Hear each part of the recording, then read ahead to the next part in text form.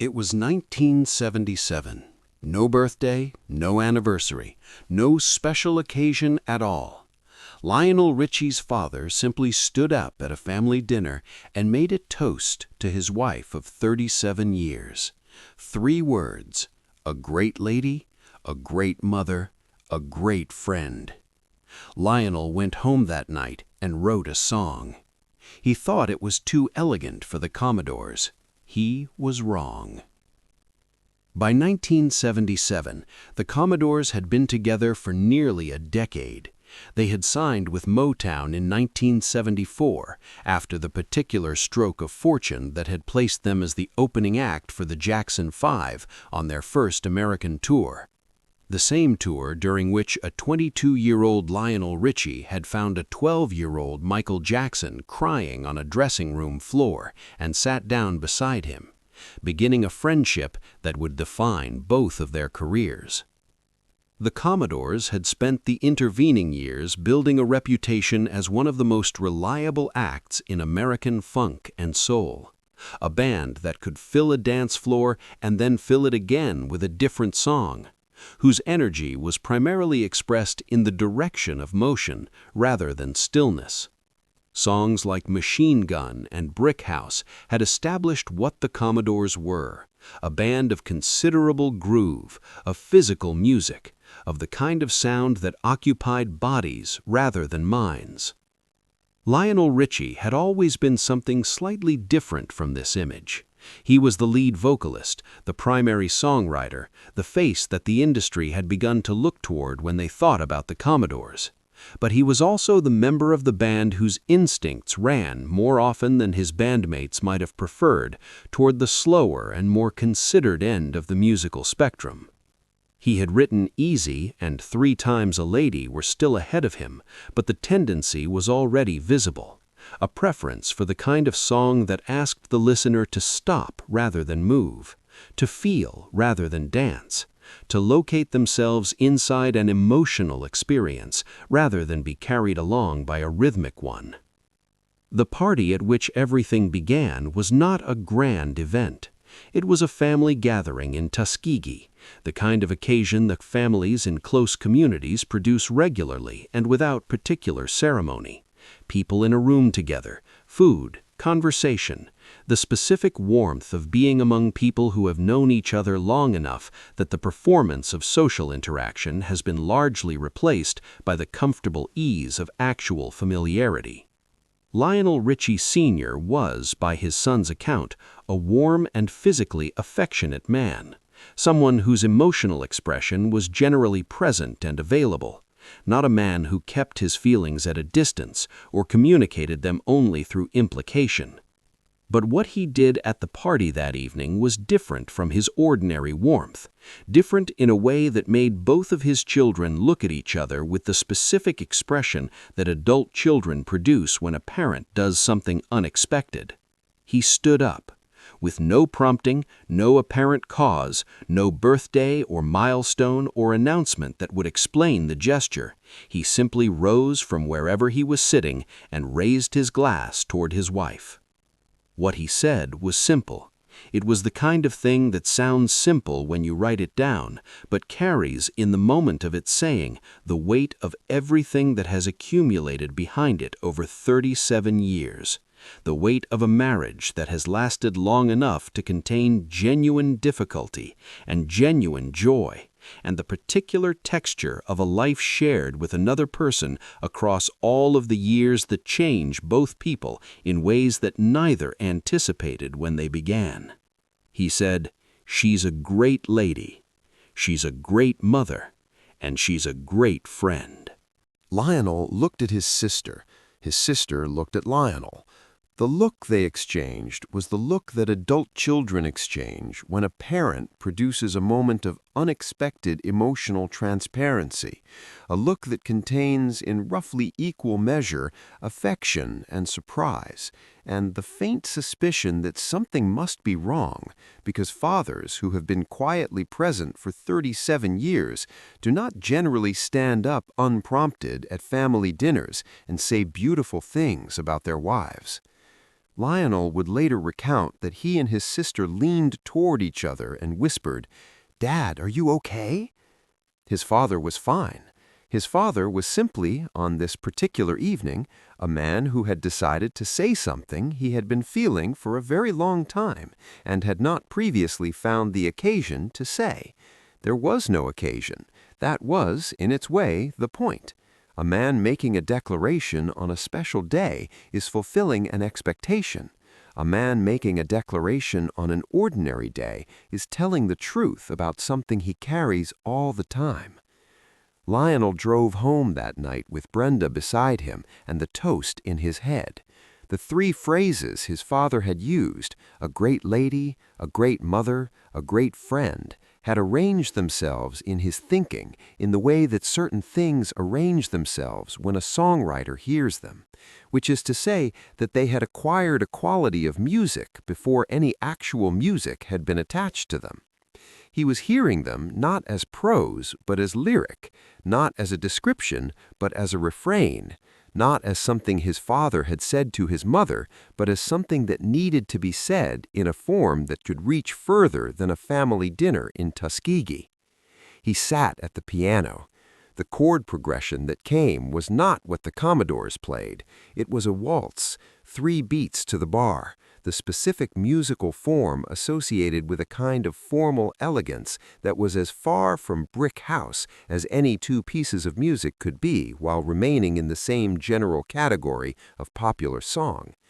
Lionel knew, even as he was writing it, that this was not a Commodore's song.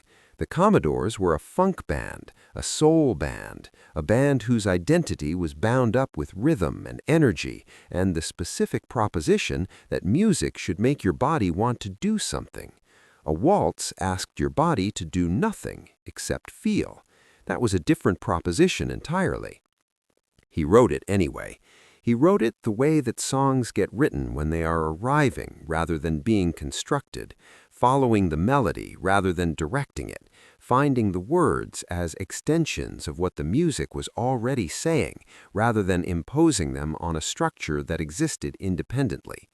The song that emerged was a letter of gratitude, not the gratitude of a special occasion, but the gratitude of a man who had suddenly understood, watching his father raise a glass in a family dining room, that the most important things often go unsaid precisely because they are the most constant.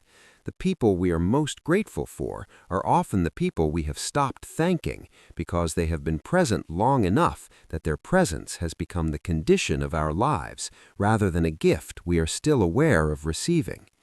He thought about Brenda.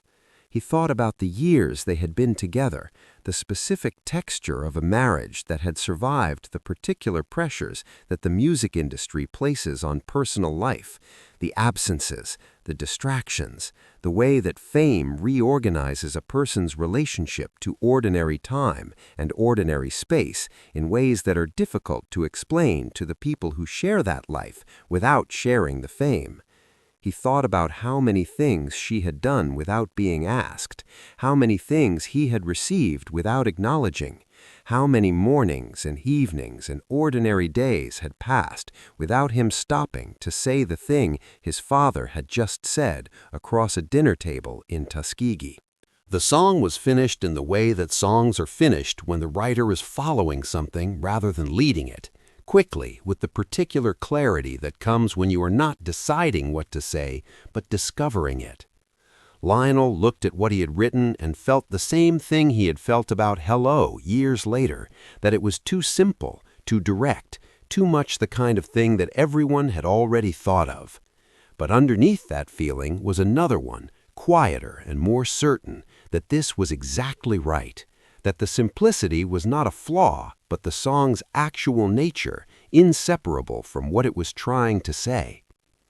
He brought the song to James Anthony Carmichael with a specific declaration. This, he told his producer, was not a Commodore's song. He had written it for Frank Sinatra. He could hear Sinatra's voice on it. The particular quality of formal vocal authority that Sinatra brought to ballads, the way he inhabited the space between notes with the patience of someone who has been singing long enough to know that what you don't sing matters as much as what you do. A waltz with that kind of gravity needed a voice like Sinatra's. It did not need the Commodores. Carmichael listened to the song. He listened to it the way that great producers listen, not evaluating it against what it was supposed to be, but hearing what it actually was, setting aside the context in which it had been presented to him and responding to the thing itself. What he heard was not a song for Frank Sinatra. What he heard was the Commodores' next record. He told Lionel as much. Lionel explained again that it was a waltz, that it was too elegant, that it would break the band's sonic identity in ways that their audience might not forgive. Carmichael explained that he disagreed and that the Commodores were going to record it, and that was the end of the conversation. It was not, in the event, the end of anything. It was the beginning of everything that followed. 3 Times a Lady was released in 1978 as part of the Commodores' Natural High album. It entered the Billboard Hot 100 and climbed with the patient certainty of a song that knows where it is going. It reached #1 in August of 1978, where it stayed for 2 weeks. It went to #1 in the United Kingdom for 5 weeks, the longest run at the top of the British charts that Motown had ever achieved with a single record. It topped charts in Australia for 5 weeks, in Canada for 4, in Ireland for 3. Everywhere that popular music was being tracked and measured, 3 Times a Lady arrived and stayed. The response was not only commercial, it was the kind of response that happens when a song reaches something that a large number of people have been carrying without knowing that they were carrying it. The accumulated gratitude of people in long relationships who had not found the words, the recognition of anyone who had watched a parent love another parent across a lifetime of ordinary days, the specific emotion of being seen in a way you had not expected to be seen. Lionel's neighbor told him that if a man wanted to buy his wife a present, all he needed to do was buy her that record. He would not need to say anything else. The success of 3 Times a Lady changed the Commodores, and it changed Lionel Richie. It proved that the audience he had sensed but not yet fully reached, the audience beyond funk and soul, the audience for whom music was primarily an emotional rather than a physical experience, was real and large and ready. Artists began calling after the song went to #1. Kenny Rogers called. Diana Ross called. The doors that opened were the doors that would eventually lead to Lady and Endless Love and Hello and all the songs that came after, each one connected to this one by the thread of a father standing up at a family dinner in Tuskegee with no particular reason and saying 3 things about his wife that he had probably been feeling for 37 years. Lionel Richie Sr. heard the song. He understood when his son explained where it had come from, that he had done something without knowing he was doing it, that the toast he had made on an ordinary evening had traveled through his son's musical imagination and come back as something that the whole world was now singing. He was, by Lionel's account, both pleased and slightly bewildered by this, the particular bewilderment of a man who said what he felt and could not quite account for the scale of what resulted. He had not been trying to write a song, he had been trying to say something to his wife. That the 2 things turned out to be the same thing is, perhaps, the simplest possible explanation of what music is for. 3 Times a Lady was eventually recorded by more than 40 artists. It has been played at more weddings than any single person could count. It has been the song that men have put on when they could not find words of their own, the song that has said on behalf of people who could not say it themselves what Lionel Richie Sr. said at a family dinner in Tuskegee because he felt it and it was time to say it. Frank Sinatra never recorded it. He did not need to.